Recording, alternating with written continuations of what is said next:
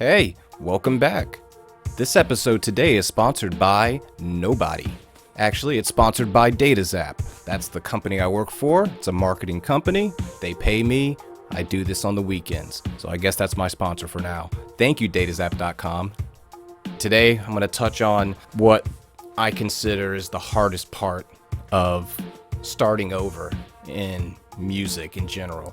For a lot of us out there, especially us doing producing now, we probably were in bands and identify ourselves as being that person that was in that band. Maybe as if it's like in my case, you did it for a while, you had moderate success with it, you had fun with it, you did all the crazy stuff you wanted to do with it, and then life beckoned you to do other things, like maybe be a father or go in some direction other than music, and you kind of put it to the side or put it way back and didn't even touch it and let it get dusty, which is what I did.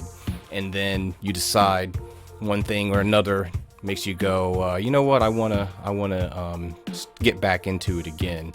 Whatever this little thing is eating, your little creative part of your brain is eating away at you, wanting you to write, pick up that guitar or write that song or whatever it is. For myself and for a lot of people I've talked to, they have a hard time letting go of the past. I think in general, probably across a lot of different topics, the past is always something that hinders people from moving forward or being comfortable in the present moment.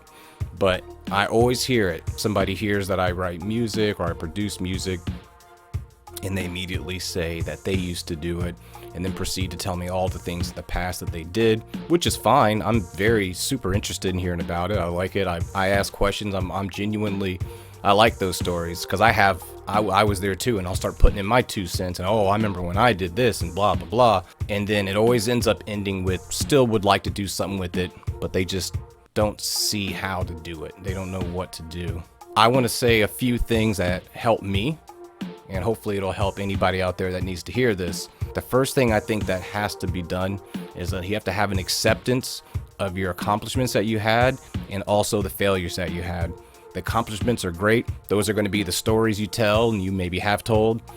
The failures are the things you might not talk about unless you're kind of like me, and I think they're funny and I'll talk about them and whatever, but accepting those and just understanding, okay, maybe I made a lot of good songs and had a big fan base, and now that's kind of gone and that's all in the ether in the past.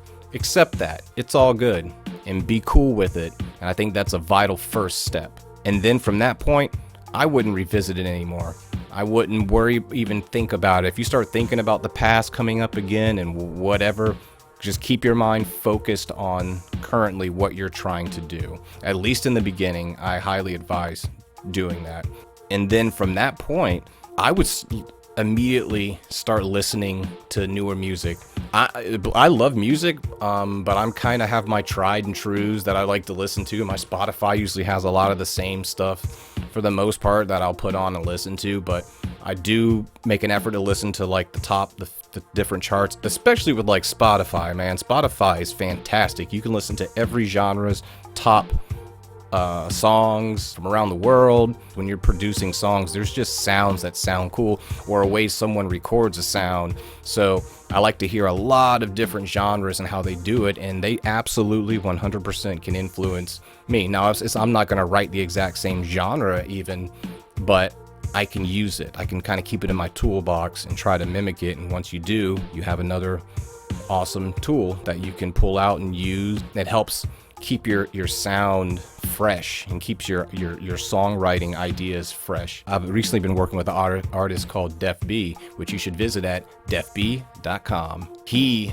has a lot of different styles he likes, and it's a lot of stuff I never would even attempt to write for my own music. So I actually just was talking to him today and just thanked him for forcing me to try things that I don't know how to do or how to create yet, but now I'm learning them and now it's in my toolbox. So if you don't have people you're working with, try it anyways. You might even write a song you never thought you'd ever write. In that same regard, do the things you want to do. For me, I wanted to start writing songs and releasing them again. That simple. And I did. And then I wanted to start working with other artists, which I'm starting to. Now the next thing I'm thinking about is going and performing live again. Also, I want to collaborate with other producers, so these are the next steps. But whatever yours are, try them at least once. Give it a shot. So these are the things that I've been doing and will be doing. And the bottom line is to let go of the past so you can give yourself the ability to do these things coming up in the future. So hope it's helpful. Subscribe. Visit MylzMedia.com. Thank you again, and I'll see you next week.